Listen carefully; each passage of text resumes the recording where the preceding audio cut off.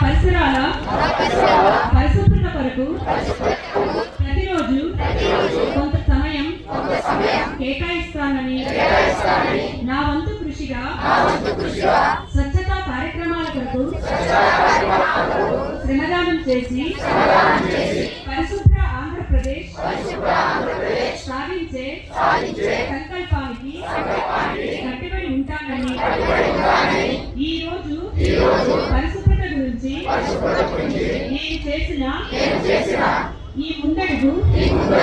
ఆంధ్రప్రదేశ్ రాష్ట్రాన్ని శుభ్రపరచడంలో సహాయం చేస్తోందని